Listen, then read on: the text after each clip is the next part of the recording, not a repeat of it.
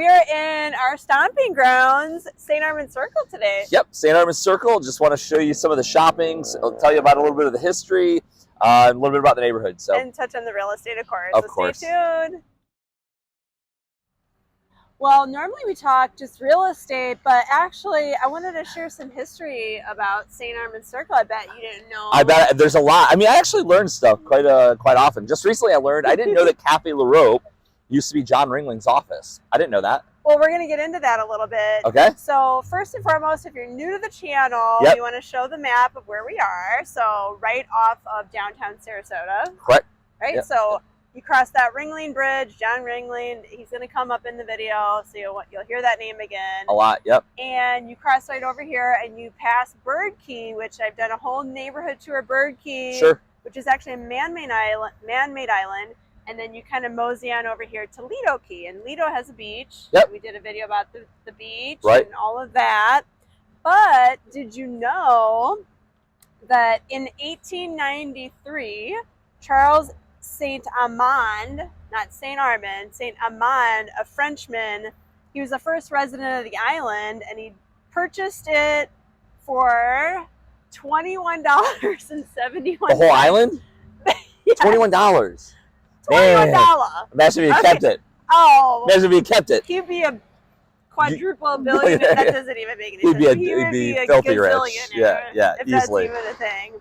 So they actually misspelled his name and added the R, and then it just stuck. So it was since called St. Armand's Circle. Wow. So $21.71. $21.71. Imagine. So that's it. So I'm going to show you the circle here. Andrew can show you around. Okay. Yeah. They have a lot of car shows and art festivals, right? You'll notice also the Christmas tree's up. It's not even Thanksgiving yet. Like we've got like 2 weeks or 3 weeks until Thanksgiving. And yeah. They're already decorating for Christmas. But yeah. So this will all be like lit up, and they have an ice rink. Yep. Yep. In Florida, yes, they have ice rinks. And so they'll section this off. Hopefully you can hear us. There's a lot of people out here. Yeah. They'll section this off and do like the car shows, the art festivals. What else do they have? Oh, like they'll have food trucks and things like that. Yeah. And then the holidays, they have like little events and. Yeah. I mean, all throughout the holidays, especially on the weekends, there's a lot going on out here, and they've got like a little train thing that takes kids around, and they've got there's always activities going on, especially right after Thanksgiving, leading all the way up to Christmas. So. Right. Yeah. Yeah, so come check it out. Yeah. And our office is also on Starmand'scircle, right next to the shore. And the shore is an awesome restaurant. Yeah, and we have Cafe La Rope that's right next to our downstairs office, and Cha-Cha Coconuts is right to the right, or the Columbia is right to the right of us as well. Yeah, and the Columbia is we go for our go-to salad, the 1905. Yeah, 1905. Like yeah. 1905 salad. It's quick and easy. Yep. And yeah, shout out to the Gonsmarts if they've owned that for 100+ years. That's right. So anyway, back to John Ringling, because that came up in topic. St. Armand's was the vision of circus magnate John Ringling, who purchased the key later down the road in 1917. How much was it then? So wait, what was the original guy? The original guy was... Okay, I don't have the price of what John Ringling paid. Okay. He did buy it in 1917. He designed a luxury development, including a custom residence and an upscale shopping retreat laid out along the streets. As there wasn't a bridge, so he actually utilized the elephants, the circus elephants, wow, to help build the bridge and help kind of transverse it into an island that was more accessible. Okay. Right? Okay. So that started in 1925. That work began on the causeway to join St. Armand's Key with the mainland. Yep. And yes, the elephants were a big help for that. Yeah, Can you just picture them walking through the intercoastal waterway? I wonder how deep the intercoastal was then. I don't know. I mean, they must have had it's interesting because I know that he used to take the boat from his house over to the other side to come to his office.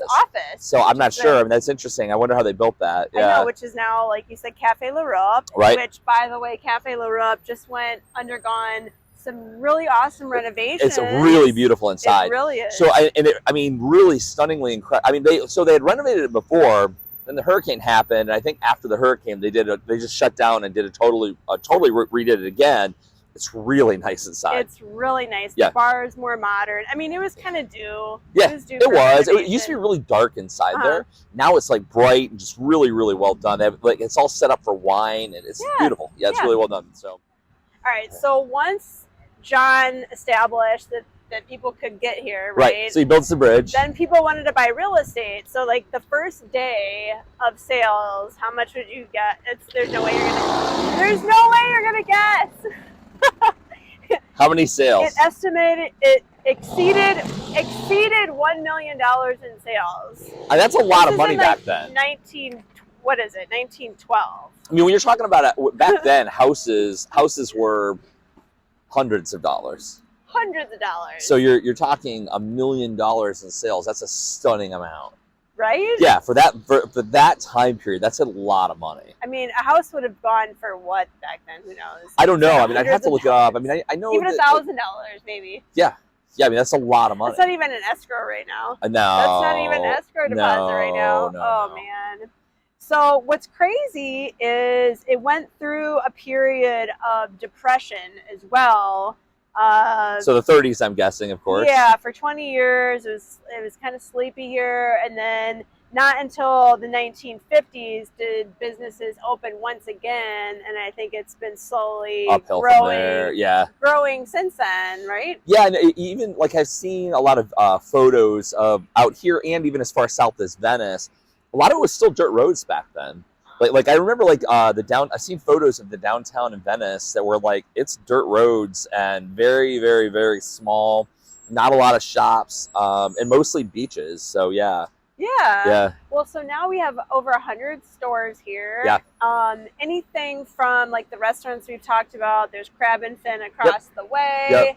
Oh, what's the pizza place that we like too? Venezia. Venezia. Yeah. Venezia. They have a really nice, it's like a quartzite lit bar. I think it's quartzite. Yeah, it's really beautiful, and they do a great job. The food is really good, and you know, usually we'll either go there or to the Columbia. We're usually at the Columbia because it's just closer and easier to get in and out. But I mean, they're great restaurants. I mean, they have decent shopping. They have everything from high-end art galleries to to tourist shops that sell T-shirts. I mean, and kind of everything in between. They definitely have some jewelry as well. So I know, if you're, hey, no, don't get me started. No. Did you hear that? I buy their jewelry, she loses it. We're done. There's also gelato. There's a cigar shop. I mean, this is sort of everything. Like if you're staying on Longboat or if you're staying on Lido, I mean, you're going to pass through all these shops. Right. And if you need to grab something, you're on vacation. Right.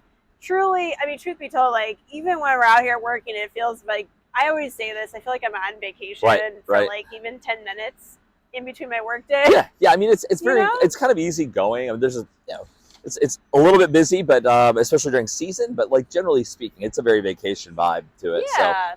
So yeah. So I'm going to go over 3 properties for sale on Lido, and you're probably going to be surprised of how little there is for sale. But again, remember, the island's not very big.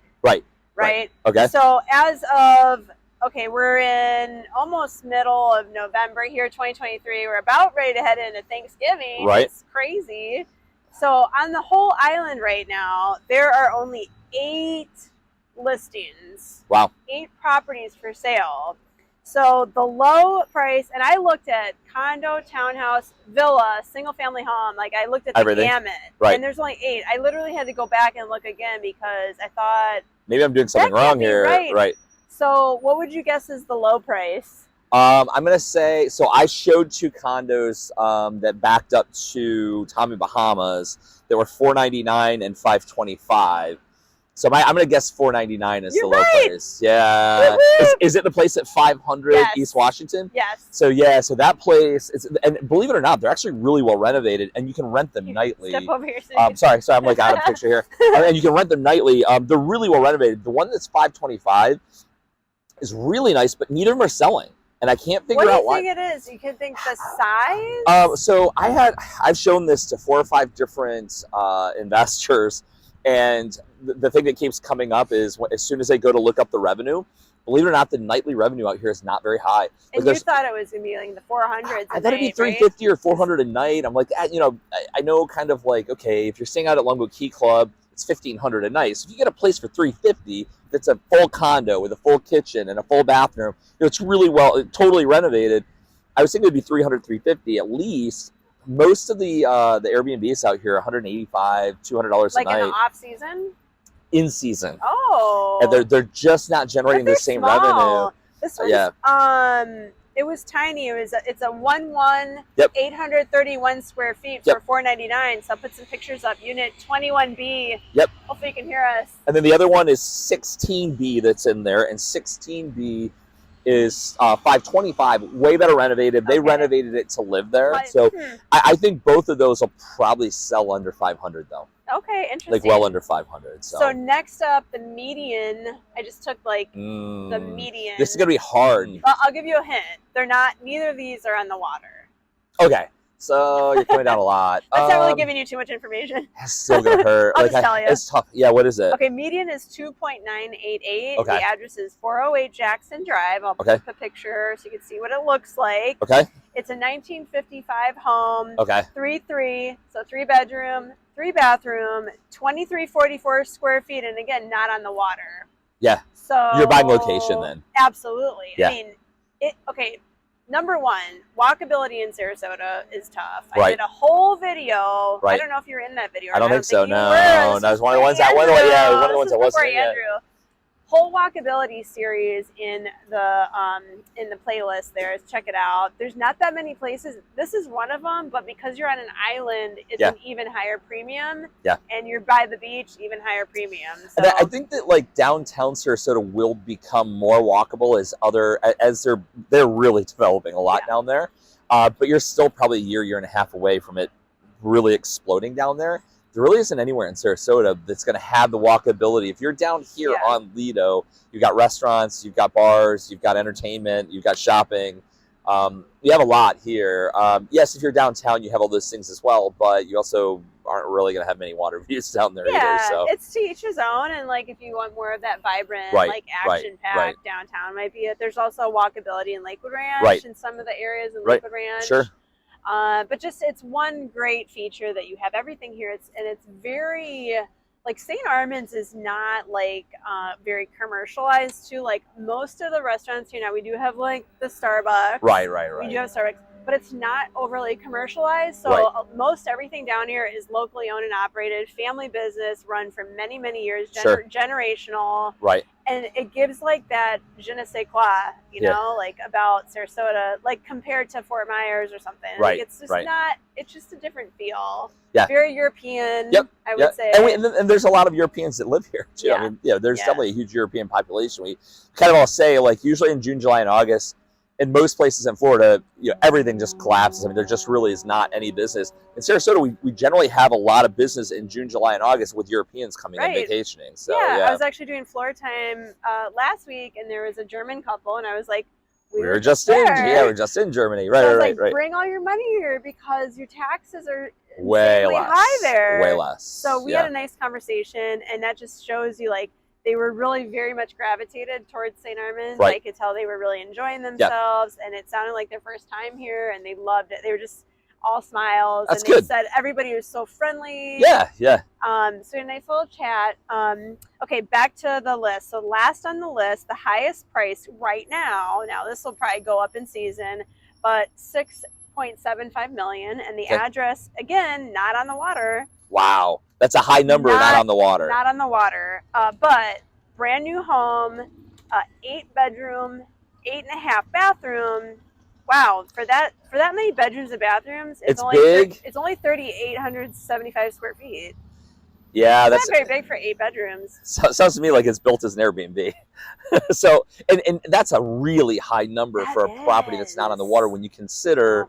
Like generally speaking, I kind of always think in my mind, anything that's 4.5 or more probably is on the water. Yeah. That's a high number to not be on the water. I mean, anything on the water now, like I would say at a bare bones vacant lot or tear down is going to be upwards of $4 million. Everybody's got their checklist, their wish list, their want list, their needs list. And I feel like among the islands here, because we work in large areas, so Anna Maria is like kind of Jimmy Buffett, laid back, no high rises with the exception of 1 or 2 that are grandfathered in.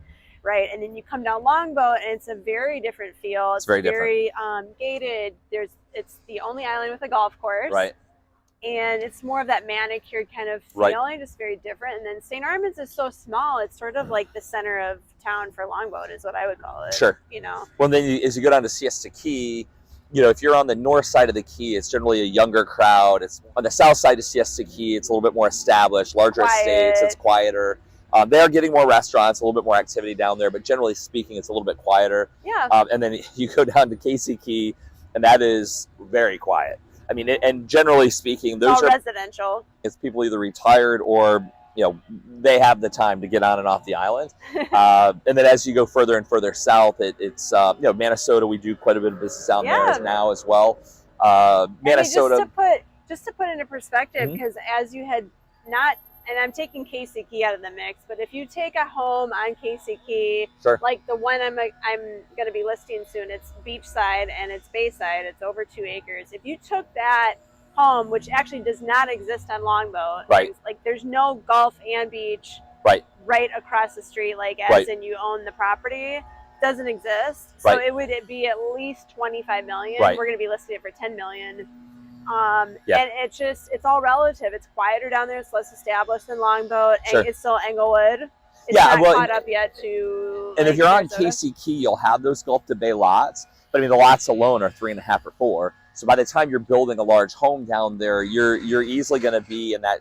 I sort of look at it the way you are. If you're on Casey Key in Minnesota, you can have that Gulf to Bay where you have beach and bay access, so you can have your boat and the beach.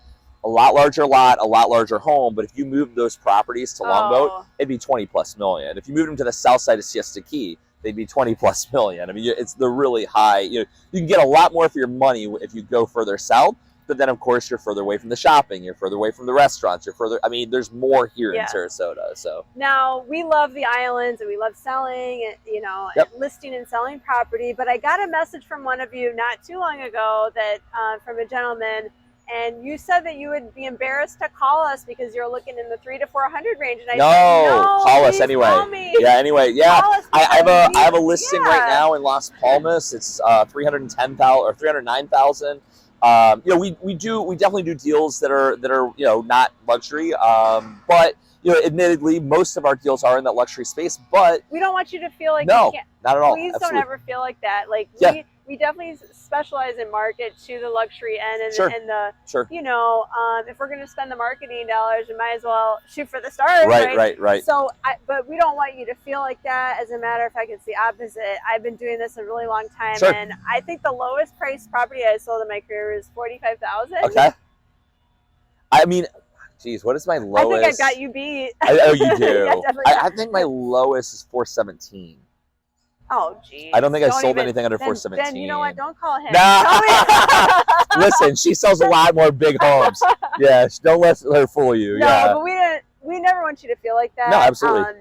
So definitely give us a call. We would love to tell you what your property is worth and have a discussion about what your needs are and the timing. Sure. It might not be the time to sell. It might be in 6 months, but whatever is right for you and your family is what we'll do with you and for you. So feel free to reach out anytime. You can reach me on my cell at 941-586-2460. And I can be reached on my cell 941-544-7690. And thank you for subscribing. Please subscribe. She has all the subscribers. Please subscribe to my channel. To his channel. What's your channel name? I don't even know.